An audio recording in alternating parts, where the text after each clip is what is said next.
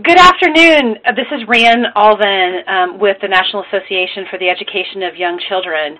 Thank you for joining NAEYC today as we release new market research conducted with parents and early childhood educators on how we can work together to collectively grow the demand for high-quality early learning that is fully and sustainably financed. This poll, like all of our work, grows out of our commitment to NAEYC's strategic direction and our priorities in the areas of high-quality early learning and the early childhood profession. One of the goals we identified in the development of the strategic direction was that we needed to see increased public demand for developmentally appropriate, high-quality early learning, birth through age 8. This research has that goal squarely in sight and also was predicated upon and informed by research conducted by NAEYC with educators and voters nearly 2 years ago. That research, which was designed to help us craft strategies and messages that equitably and effectively advance the early childhood profession, helped us learn a few key items, notably that 90% of American voters view early childhood educators as essential parts of our education system and as important members of our communities, nearly on par with firefighters and nurses. And 83% of voters would support a public investment in early childhood education that is used primarily to increase educators' wages. This initial research has been widely used in messaging, social media, and in our collective work on the Power to the Profession initiative, an effort that is underway to define the early childhood profession by establishing a unifying framework for career pathways, knowledge and competencies, qualifications, standards, and compensation. As we work to support and elevate early childhood educators, however, it is also critically important for us to speak not only to the power of professionals, but also to the power of parents. An original guiding principle of NAEYC's Early Ed for President campaign, Now America for Early Ed, was that families support educators and educators support families, but neither can afford the growing costs of accessing and providing high-quality early care and education. We are pursuing policies that bridge the gaps to give more young children the opportunity to participate in high-quality early childhood education beginning at birth, and in order to do that, we needed to investigate the areas where the opinions and beliefs of parents and educators merged and diverged. We certainly know from prior research conducted by partners and other leaders in the field that parent choice is typically driven less by a desire for quality than a need for affordability and accessibility. But as intersecting conversations on the early childhood workforce continue to grow at the national, state, and local levels, we realized we needed to know more. So NAEYC decided to focus on this round of research, digging into how we can collectively tackle the thorny question of ensuring that parents and early childhood educators are on the same side of defining and demanding high-quality early childhood education by exploring three critical and interrelated issues. First, we wanted to build on existing research to hone in on how parents and educators each recognize, describe, and make decisions about quality, and look at whether and how differences existed based on race, ethnicity, education of parents, and socioeconomic status. Second, we wanted to get at the nexus between access, quality, and affordability to start to unpack why, under what circumstances, and with what messaging and understanding might parents and educators prioritize quality. Finally, we also looked to understand what might motivate parents and educators to move from caring, recognizing, and knowing about quality to translating it into civic participation that advances this issue. We're looking forward to an engaging presentation and a robust conversation to follow. We invite you to ask questions throughout, which we will answer at the end using the comment box on your screen, or by emailing advocacy@naeyc.org with your question. I'd like to thank sincerely FM3 and Public Opinion Strategies who conducted this research as a powerful bipartisan team that shares insight, strategy, and messaging to move us forward. And I'd also like to extend our special gratitude for the generous support of the Richard W. Goldman Family Foundation, which allows us to engage in this critical research. With that, I'd like to turn the presentation over to Dave Metz, principal and co-founder of FM3, to walk us through the data. All right, fantastic. Thank you very much, Rian, and thanks to all of you for taking the time to join us today. We're very excited to share the results of this research, which I think underscore the extremely high importance that parents in the American public place on early childhood education, both the role it plays in terms of improving opportunities for their own children, but also the benefits it has for American society as a whole. And also the chance to take a look at what educators think about this issue and the ways that they may resemble or differ from parents in their perspectives. I think overall what we have found here is a lot of synergy between the views of parents and educators, and a common belief that we really need to do more as a society to invest in early childhood education, to deliver high-quality early childhood education to our communities, and to support efforts to increase the public role in investing and supporting the work that early childhood educators do. So we had a brief overview of the elements of our research, but I want to talk a little bit more about the methodology for the data that we're going to be sharing with you today. The results we're presenting come from two separate surveys. The first is a survey of educators that was conducted in February of this year. We talked to just over 1,600 educators who are members of NAEYC across the country. We had a demographic balance of our sample, which represented the demographic diversity of NAEYC members, and included about 3/4 of our respondents who have at least 10 years of experience working in the field, and roughly half who plan to continue working in the field for at least another decade. So we are able to detect some differences here between those who have more experience and a longer-term commitment to the field, as well as some of those who are somewhat newer to their work as educators. That data was paired with the results of the survey that was conducted in October of last year, where we talked to just over 1,200 parents nationwide who have children up to age 16. Again, we set a number of quotas to make sure that we had a good, solid representative sample, and we'll be able to see some very important differences as we look at the data by income, by political ideology, and by a number of other factors. Rian mentioned that there were two polling firms that collaborated on doing this research. When we work for political candidates, my firm, FM3, works only for Democrats. We were joined by Lori Weigel from Public Opinion Strategies, whose firm only works for Republicans in partisan races. Unfortunately, because so many different issues in our public dialogue these days are viewed very differently by Democrats and by Republicans, we wanted to make sure that both the design and the analysis of the research reflected a bipartisan perspective. And I think refreshingly what we find here is that in most respects, early childhood education is an issue that unites rather than divides Americans across those political lines. So a little bit more about the educators we interviewed in our survey. You'll see here the distribution of the responses based on the kinds of work that the educators we talked to do, and the kinds and the ranges of ages that they primarily serve. And again, you'll see a fair amount of diversity in our sample. 32% were lead teachers, another 13% owned or directed a family child care center, and then 11% served as assistant teachers or aides or co-teachers, with roughly half our sample involved in some other type of work within the early ed field. And the range of ages they served was also very diverse. About half our sample said that they worked with a mix of different ages, 43% primarily with 3- and 4-year-olds, and then smaller numbers were primarily focused on other age ranges. The types of settings in which they worked also varied.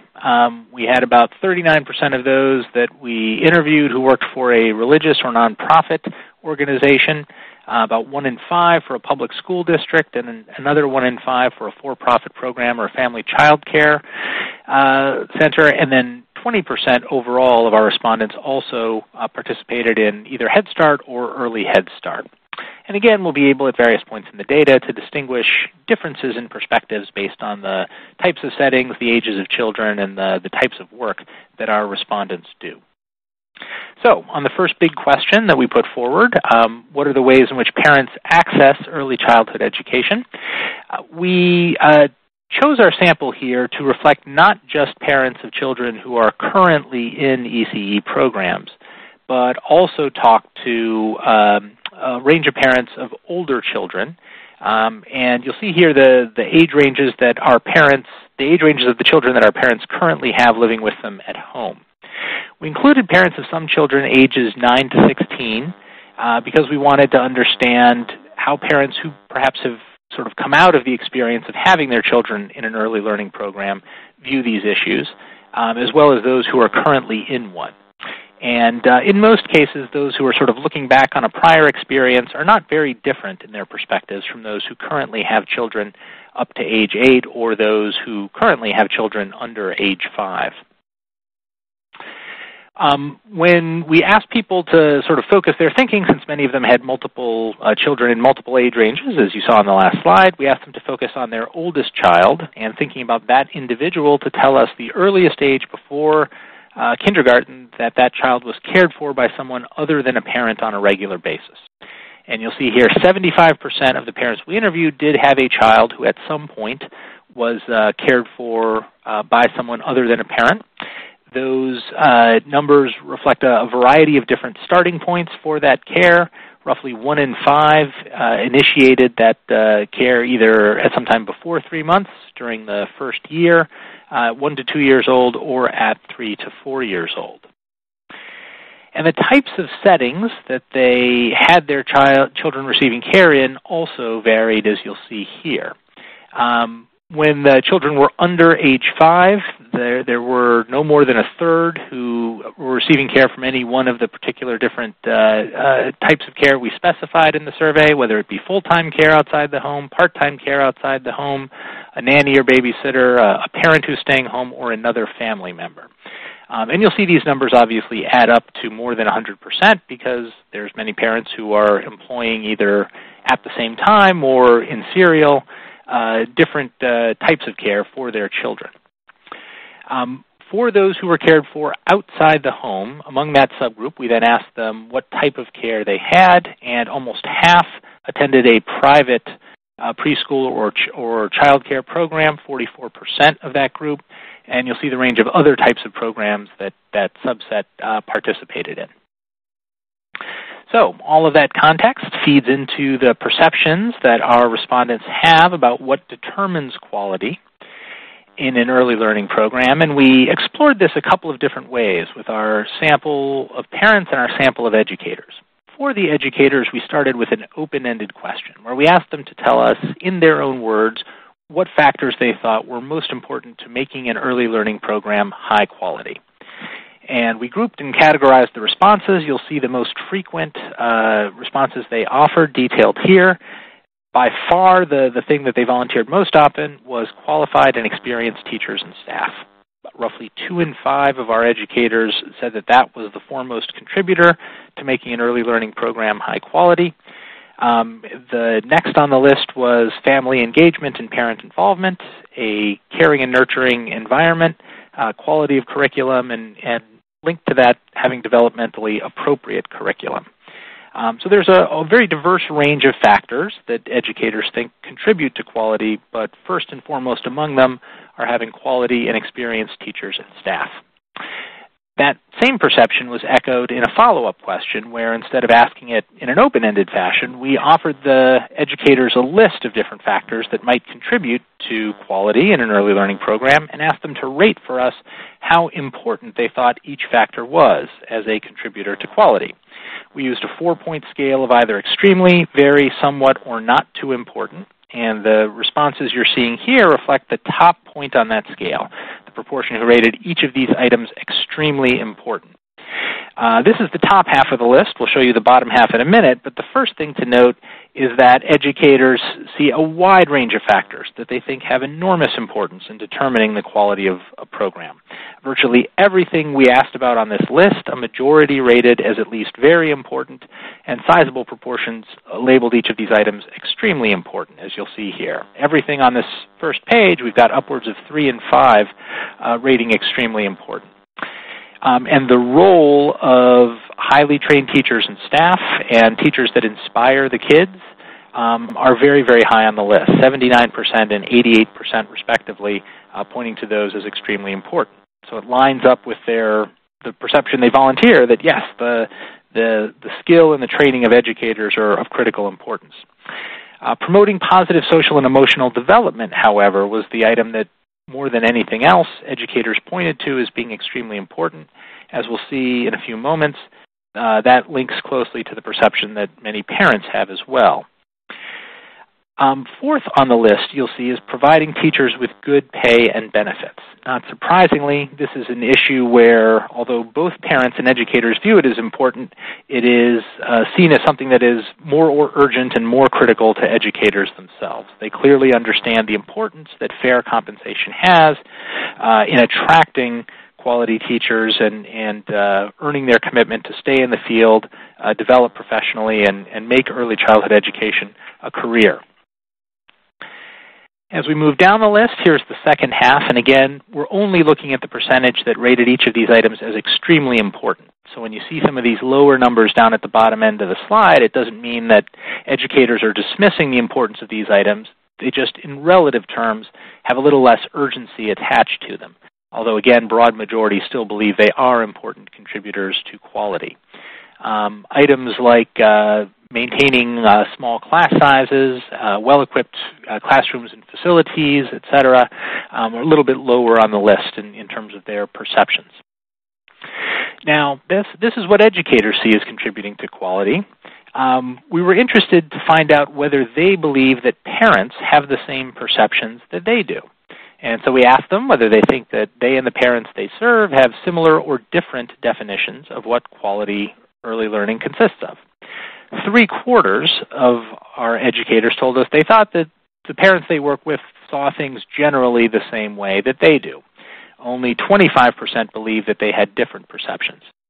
But there's a large group of educators in that second category, the somewhat similar category, which indicates that, yes, in the big picture, maybe they think the parents are on the same page they are, but they're acknowledging at least some room for different perceptions. Doesn't mean that educators believe parents are in a radically different place than they are. In fact, only 1 in 20 educators is telling us they think parents have a very different perception of quality than they do. But they are acknowledging that there are some places where perceptions may be different. And in fact, when we ask them directly in an open-ended question to tell us what they think parents' biggest misperceptions are, there were a number of common factors that emerged here in the data. 28%, the biggest plurality, cited an overemphasis on academics, that the parents they work with were thought that there should be more of an academic curriculum than they believed from their training was necessarily appropriate or necessary for the kids. And other items that were frequently mentioned included differences in perceptions of the importance of play-based learning, differences in an understanding of what is developmentally appropriate for kids of different ages, and then a perception among some parents, in the minds of educators, that cost is the most important factor in determining quality, and that higher cost necessarily entails a higher quality program. As we'll see in just a minute, cost certainly is something that many parents take into account when they're making decisions about whether and what early learning program they want to enroll their children in, but we don't necessarily see a lot of evidence to suggest that most parents are linking the two tightly. And in fact, when we explore what parents consider when they are choosing an early learning program, we see that many of the factors they're focused on do relate to quality. It is something that's important to them. So when we gave parents a list of 3 different factors that they might consider when they're choosing an early learning program for their children, and among those who had their children either currently or formerly in some kind of out-of-home care, we asked them to indicate how important they thought each of the factors listed here were. Again, it's a 4-point scale of either extremely, very, somewhat, or not important. And the dark blue bars on the left-hand side reflect the proportion that rated each as extremely important, the medium blue is very important, and those are totaled up on the right-hand side. So not surprisingly, all of these things are important to parents. There's none of these that they are really dismissing out of hand and calling unimportant, and in fact very few go so far as to sort of even faintly call them somewhat important. These are all things that they see as relatively urgent, and in each case we have roughly half saying that these items were extremely important factors for them. To the extent that there's any distinction being drawn here, that second item, wanting children to learn things like letters, numbers, and colors before starting elementary school, has slightly less urgency attached to it, but it's a distinction without much of a difference. All of these three things are important to parents. And so that includes both academic development, it includes social and emotional development, and then it also includes the very real practical considerations that parents need childcare and have other demands on their time that they need to accommodate, and that an early learning program plays a part in meeting those as well. So that data came from parents who had their children in some sort of out-of-home care. Among the balance of our sample, those who never put their children into any kind of out-of-home care, we wanted to understand why they made that decision. And so we offered them a set of 4 different factors that might play a role and asked them to indicate how important each of those factors was in their decision not to have their children in an early learning program. And for most, the factor that they highlighted more than any other was a desire to have their children cared for by a family member. 68% of those that did not have their children in out-of-home care rated that factor at least very important in their decision-making. Now, we need to be mindful of the way that parents are going to respond to some of these questions. The remaining items that you'll see on the list, couldn't find a program that was good enough, couldn't afford it, it wasn't convenient, all reflect barriers that may be present for parents who would like to enroll their children in an early learning program, think it may be beneficial for their child, but for one practical reason or another are unable to do so.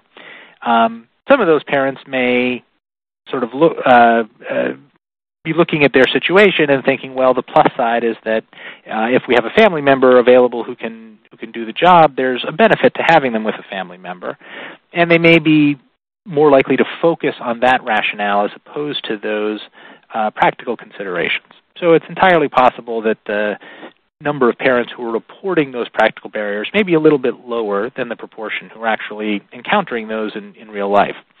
But even given that, we still have majorities here who say that it was a very important factor that they either couldn't afford it or couldn't find a program that was good enough in their minds, and more than 1/3 who said it simply wasn't convenient to get access to such a program.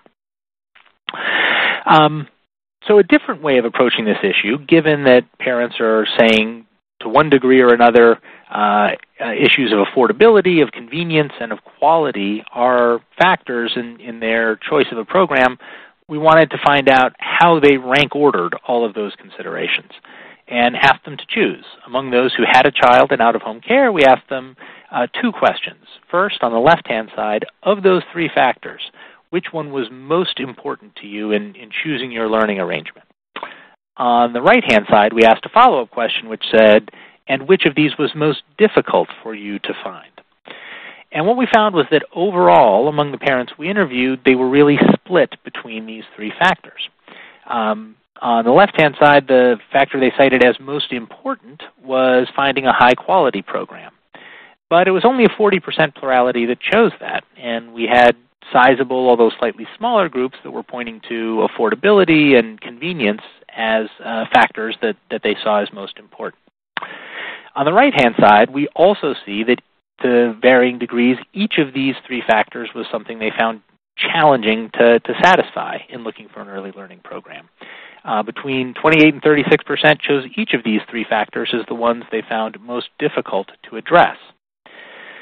So it looks like the parents are about evenly divided, but when we take a closer look and subdivide our respondents by socioeconomic status, we see some important, if not surprising, differences that emerge.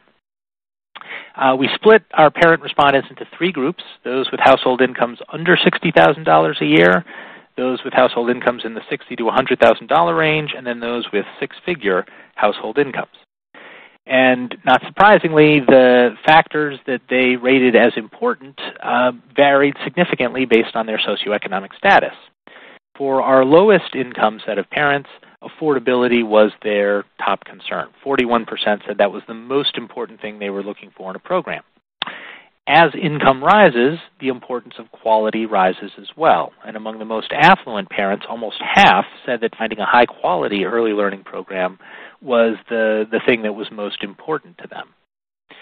Similar divisions emerge on the second question we asked the parents, which is, out of those three factors, which was the most difficult one for you to find? And what we see is that the things that parents view as most important are also the ones they see as most challenging to address. For the lowest income parents, affordability was most important, and it was also clearly the most challenging thing for them to find as they looked for an early learning program. And for the most affluent parents, quality was both the thing that was most important to them and also the condition they found most difficult to satisfy as they were looking at early learning programs. We also tested with our parent sample a more detailed list of factors that might contribute to the quality of an early learning program. And we asked the parents to rate for us how important they personally viewed each of these considerations. What we've done on this slide is compare the percent of educators who said that these were important factors for the quality of an early learning program, were important for them in choosing a program where they would work, and then for parents, the percentage who said it was important for them in choosing a program where they would send their children. And there's a number of notable comparisons that emerge from the slide. First is that the overall level of importance that educators are placing on each of these factors is across the board higher than the importance that parents associate with them. In some cases, that may well be because these are factors that educators, because of their training and their experience, they understand their importance a little bit better than parents do. And obviously, it's also because this is their career. It's something that outlasts the experience of one child that may be enrolled for a brief period of time in an early learning program. So educators are sort of more highly attuned and attentive to each of these factors than parents are. But it's also noteworthy to identify some of the places where the gaps between educators and parents are a little bit greater, or the relative rank ordering of these factors is somewhat different between them. On the issues of safety and social and emotional development, those are things that both parents and educators place close to the top of their lists. But you'll see, for example, on the issue of having teachers that are well compensated, educators are twice as likely as parents to say that that is extremely important. Again, probably not surprising, but it's a big and noteworthy gap there. Similarly, using research-based curriculum and teaching strategies. 64% of educators rate that as extremely important in their choosing a program, but only 37% of parents do the same. Having teachers and staff that share or are sensitive to your culture or language, almost two-thirds of educators, 66% rate that as extremely important. 35% of parents say the same, although obviously there are some differences there that we see in the data depending on the ethnicity, the ethnic background of the parent that we're talking to. So you'll see some aspects that really matter to educators because of their understanding of what contributes to quality and obviously what's going to create a comfortable environment in which they can work. Those don't always line up exactly with what parents see as high priorities for their children. But in the big picture, all of the items that we see listed here are highly important to both educators and parents. And the data does really reflect, even with some variations in urgency, that parents do see all of these things as important in the decisions they're making about the kinds of programs their children are going to attend. And we also wanted to understand, given some of the limitations that parents had expressed to us that constrained their choices of early learning programs, how satisfied they were with the experience that their children had had. And again, we're focused here just on those parents who had their children in some type of out-of-home care. Overall, the vast majority of parents expressed satisfaction with the experience their children had had. 81% labeled themselves satisfied, just 12% dissatisfied, a ratio of roughly 7-to-1, satisfaction to dissatisfaction, although it wasn't totally unalloyed happiness for the parents we talked to. About half of them at least somewhat qualified their perception and said they were just somewhat satisfied with the early learning arrangement that their children had. That said, most of them were satisfied enough that they indicated they would choose the same program again. 81% said they would do so, fewer than 1 in 10, just 9% said they would choose a different program if they had to do it over. But looking at what seems to be an overwhelming endorsement of their experience there, we noted an interesting trend. Even among that subgroup who said they were dissatisfied with their child's early learning arrangement, 73% said they would choose it again, which reflects, I think, a recognition that it isn't simply quality, but it is also affordability and convenience that are major drivers for many parents in what they're choosing, again, particularly for lower income parents. And so many of them, even if they weren't totally happy with the experience, may be telling us that they recognize that the constraints they face mean that, yes, they would probably make that choice over again, even if they wish they had a better alternative. Among those who told us they would not pick the same program, we asked them to then tell us in their own words the reasons why, and much of what they told us linked back to a desire for better quality. About 1 in 5 of those who said they would choose a different program specifically said they would want better quality education for their child, but many of the other responses that they offered, dissatisfaction with the staff, desire for better or more caring teachers, a belief that there are better programs, all well could link back to a desire for more quality, maybe just different ways of articulating that same desire overall. But stepping back and looking at the issue more broadly, when we asked the parents in our sample about the early learning experiences that their children had, focusing just on those who currently have children ages 5 or higher, overwhelmingly, their belief was that those early learning experiences were positive for their children's development. 88% reported that it was positive for their children's emotional development, 89% that it was important for their academic preparation for elementary school. So they may want higher quality programs, they may have concerns about affordability, they may have concerns about convenience, but the bottom line is having children in some type of early learning environment is something that parents look back on with a great deal of appreciation and believe that it provides powerful benefits for their children as they move on in their school careers. So that really takes us to a key question here. If parents view early childhood education as highly important, if they believe it has benefited their own children, if among those who express some degree of dissatisfaction with the early learning arrangements they have experienced, if they want higher quality, that would be the thing looking back that they would like to see improved, what can we do as a society to get to that point where we are supporting the kinds of policy changes and additional funding that would be helpful in expanding access to higher quality early learning? We had a series of questions that we asked both of our educators and our parents to see how they felt about issues relating to funding for early learning and their potential role in advocating for policy changes that would expand it. Now, at the time that we did our parent survey, we were obviously in the midst of a heated presidential election season. At the time, we all can sort of look back and remember exactly how bitterly contested that was in October of 2016, which was at the time we were doing our survey. And we can all also remember some of the issues that were getting a lot of time and attention from the candidates in their debates and in their discussions with the press and with the public. Early childhood education was, it's fair to say, not one of the primary focuses of that political debate. But what we heard from parents at the time was that they thought it was a subject that merited more attention than it received.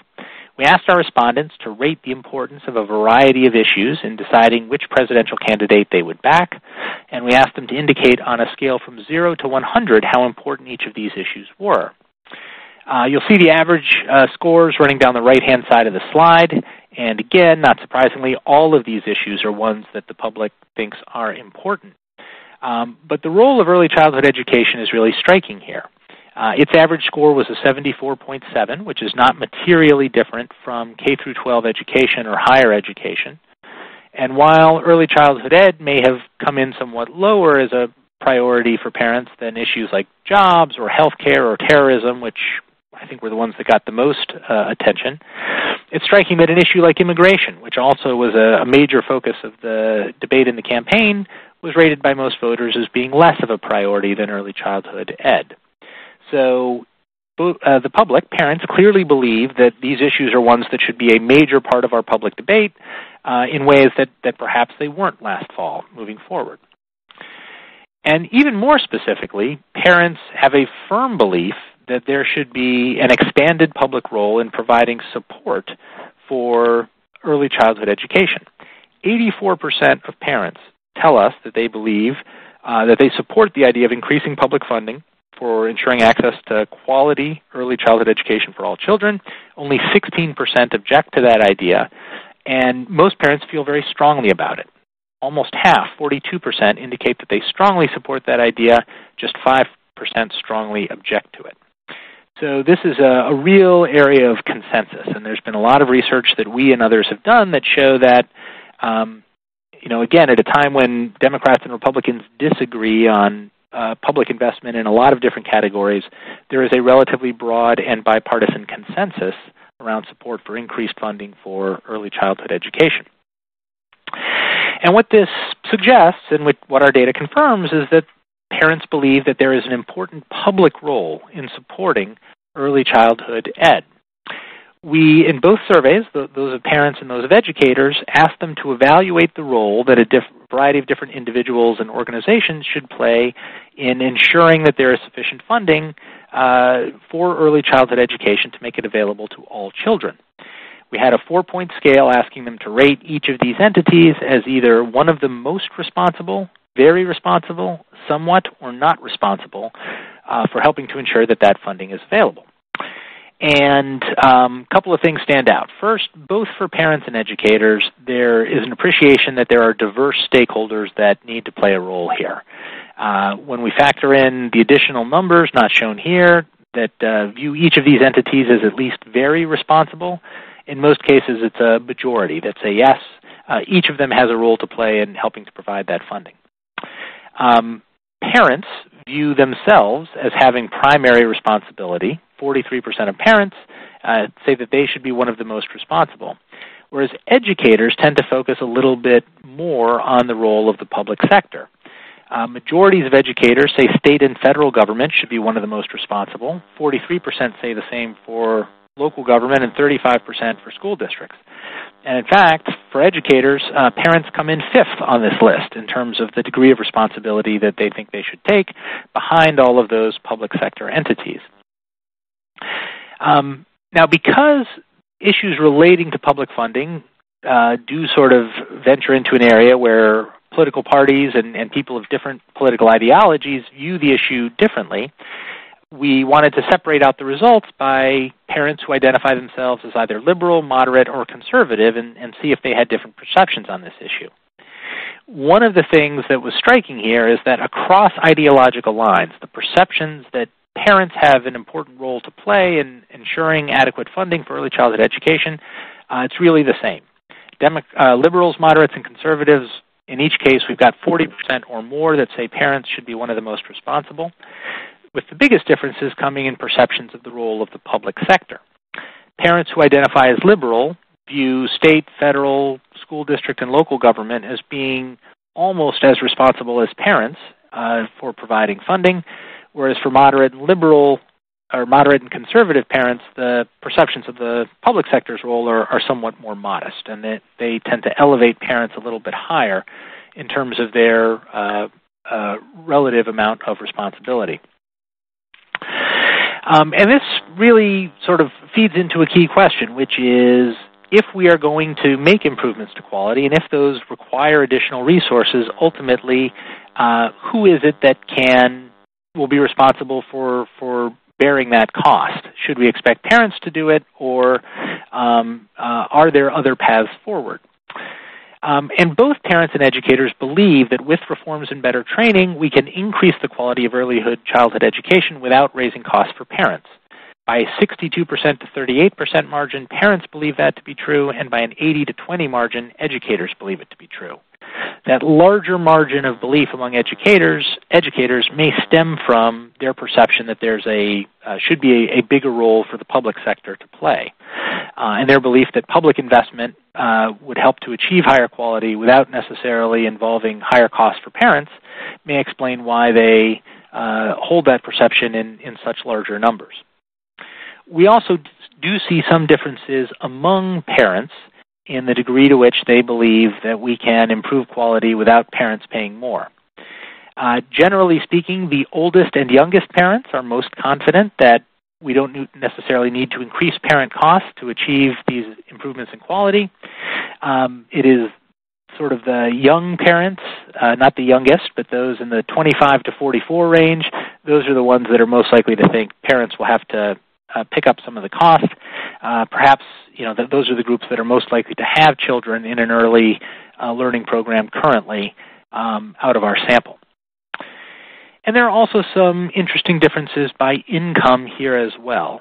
The more affluent you are, the more likely you are to believe that parents will have to bear some of the cost of improving the quality of early childhood education. That perception among lower income households that we can improve quality without parents paying more may also stem from their belief that, because many of them are financially strained, that we aren't going to get these kinds of improvements without some kind of financial support or assistance coming from the public sector. We also had a question for educators that focused on the issue of how some of those additional resources potentially should be spent when we're trying to achieve improvements in quality in early learning. And educators are overwhelming in their perception that any attempt to improve quality is going to require increased salaries and benefits for early educators. 81% believe that an attempt to increase quality will fail unless there is some higher level of compensation for educators. We saw earlier that educators believe overwhelmingly that the compensation of educators is one of the most important factors in determining the quality of an early learning program, and I think from their perspective it's important to getting highly trained, prepared, and experienced educators, which they think is one of the most important factors in leading to a quality program. Now, because they believe in the importance of high-quality early childhood education, we see that both educators and parents indicate a relatively high willingness to get involved in some capacity themselves.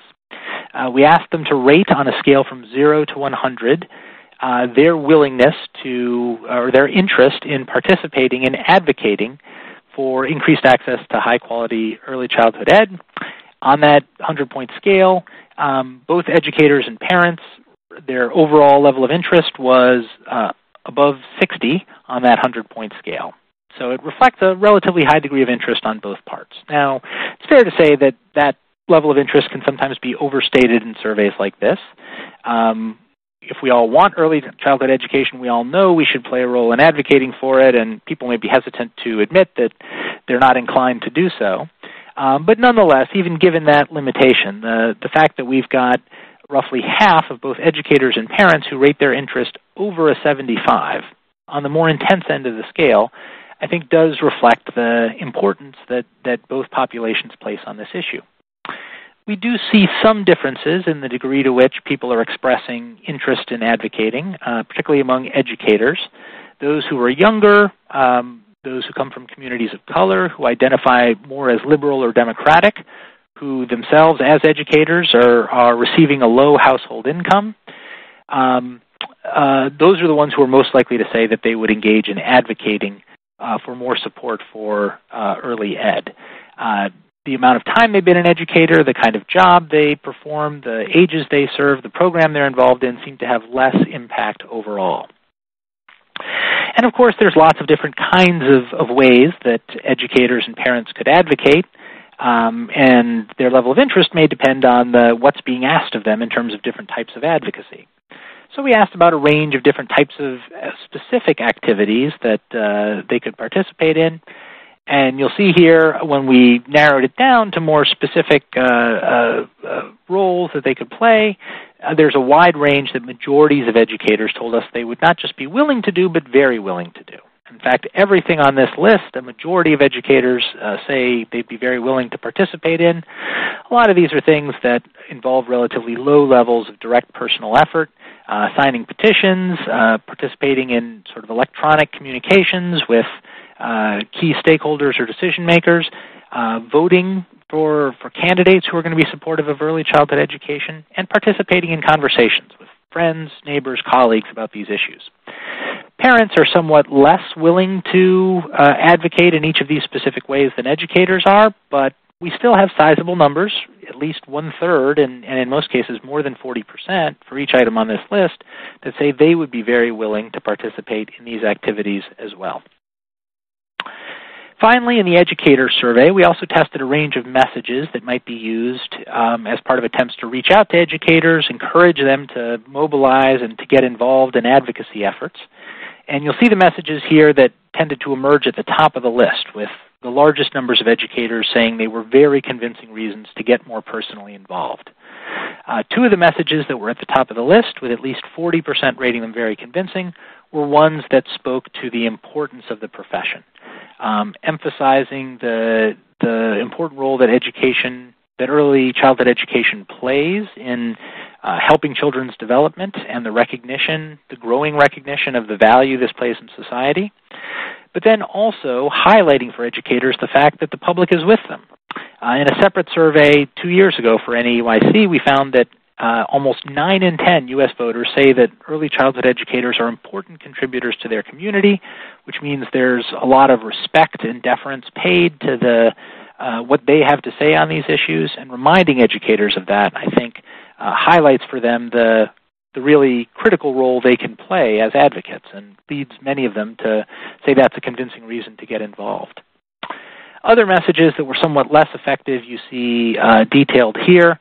Interestingly, as important as educators say increased compensation is, both to improving the quality of early learning overall and also to their own choice of places where they work, a message which is focused solely around compensation doesn't seem to inspire them as much as messaging which focuses around the importance of the work they do and the respect that other members of the public have for it.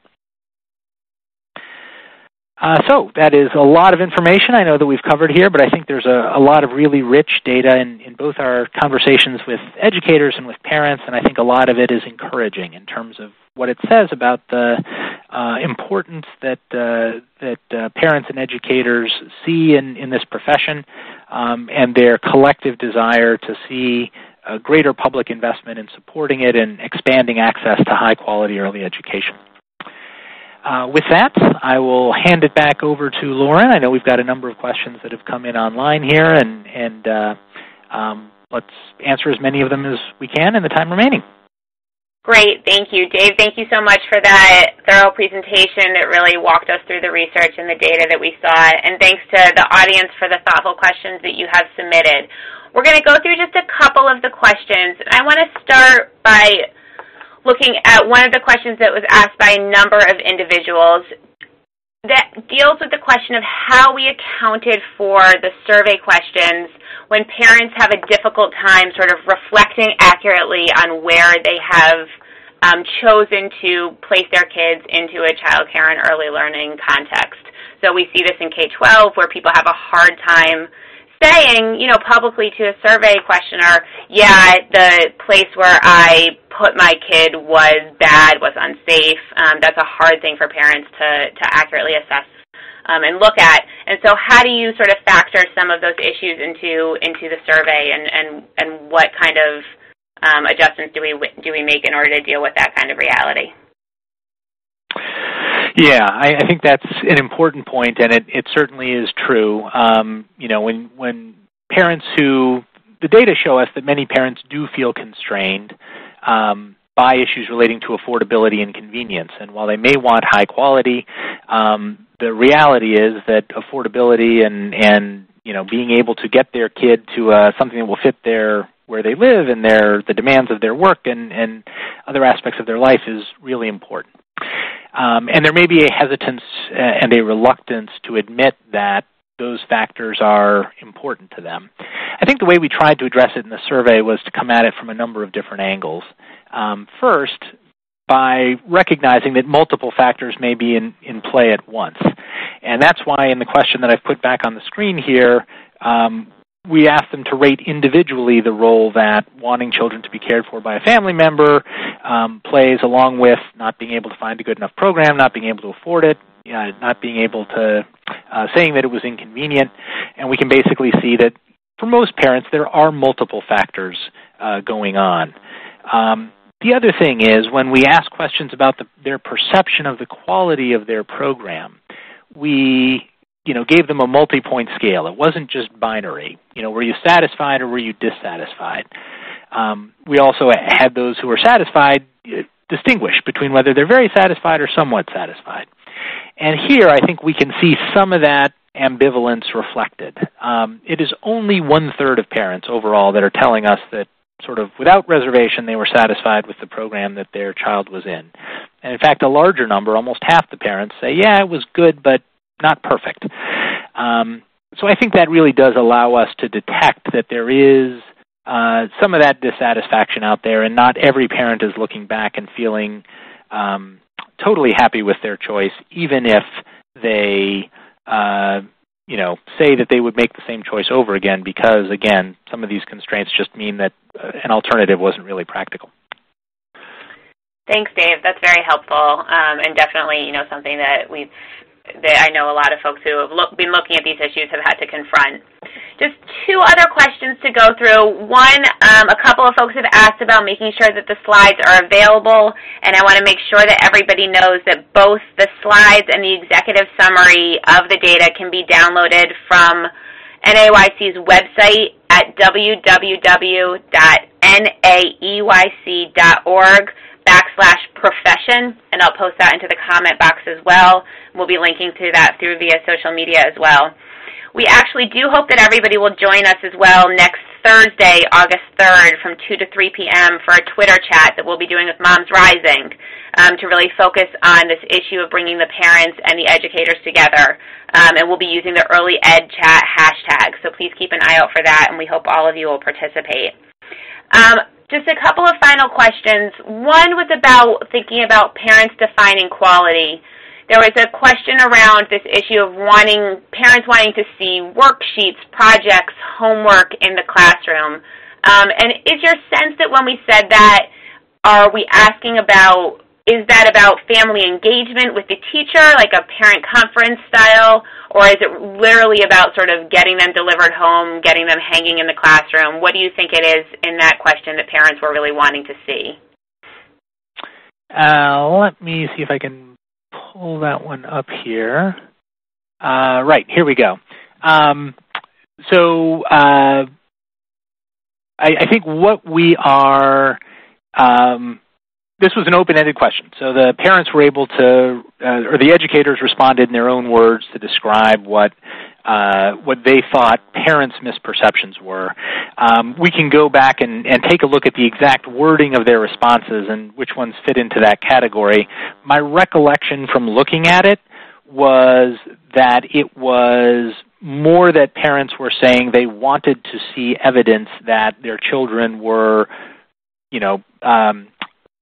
producing sort of hard copies of something that documented what they were learning.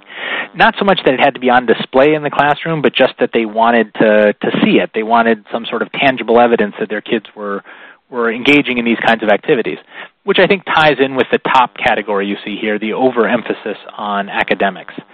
I don't remember a lot of them talking about, exactly where and how that work would be displayed, but simply that, parents wanting to see more of it than was sort of developmentally appropriate or, likely to be effective in the classroom setting that was the main distinction I think most of the educators were pointing to.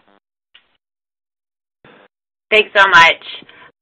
There was a couple of questions around the issue about framing the questions around affordability versus quality, and the sense that affordability and cost essentially have to trump quality for people who simply can't afford having access to expensive, high-quality childcare, and sort of putting folks in the position of having to select affordability over quality, and how that question was framed when we're trying to figure out not so much that low-income families don't respect or want quality, but they're constrained by costs, and how we thought about framing out those questions to make sure that we were really getting at people's intentions and constraints. Yeah. It's an important point, and I think the way we tried to go at this was to ask the question two ways. What is most important to you, and what was hardest for you to find? And so here's that data again by income. This was the rating of the importance, and then here was the rating of what was hardest to find. And as I noted when we walked through it, the two were really, the two data points really heavily overlapped. By income group, what parents told us mattered most to them was also what they told us was hardest to find. But I think what's inherent in this question is, when we look at this data, which says 41% of parents under $60,000 told us that affordability was most important to them, that doesn't mean that they don't care about quality, that all else equal, they wouldn't want to find the highest quality program for their kids. It also doesn't mean that they don't have a pretty clear understanding in their mind about what determines quality. But I think it simply means that they have a recognition that their choices are limited, that ultimately, because cost is a factor, that they've got to find something that fits that cost constraint. We shouldn't interpret that to mean that quality doesn't matter for low-income parents. And I think, we see ample evidence at other points in the survey that low-income parents, as much as more affluent parents, place the same degree of importance on a wide range of different contributors to the quality of their child's classroom experience. And I think this is, partly what feeds into the strong support that we see from low-income parents, just as much, if not more than, more affluent parents, for increased public investment in expanding access to early childhood education. All parents want quality. Some parents don't feel that they can access it because they can't afford it. And support for that increased investment, I think, recognizes the degree to which that, regardless of their income, all parents believe they should be able to access that quality. And it's going to take that kind of public investment to make that a reality for parents across the income scale. I think that really gets us back to the purpose behind this data and what we're really trying to do with getting folks on the same side and demanding quality, so that it is not a choice for parents of all income levels to have to prioritize cost or accessibility or convenience over quality, that they can that choosing between programs means that they have access to quality no matter the setting that they choose and whether or not they have the affluence that allows them to afford it at the market rates. If you have not already, please make sure that you're able to raise your voice in the Power to the Profession initiative and the America for Early Ed campaign by joining via the NAEYC website and americaforearlyed.org. We do have a number of other excellent questions that we won't be able to get to today around developmentally appropriate practice for parents, making sure that parents and educators are on the same page around promoting developmentally appropriate practice, and delving into some of the issues around higher education degrees and quality and compensation when it comes to early childhood professionals in the classroom and parents who have to support the search for a professionalized, high-quality field that we know can deliver on high-quality early learning. We will continue to have these very engaging and thoughtful conversations with all of you. We hope that you'll engage with us on social media in the coming weeks. And please feel free to email any of your additional questions to advocacy@naeyc.org. We will follow up with you individually, and we thank you all for joining us on today's call. Thank you again to Dave, FM3 Public Opinion Strategies, and the Richard W. Goldman Family Foundation for their support. I hope everybody has a wonderful afternoon.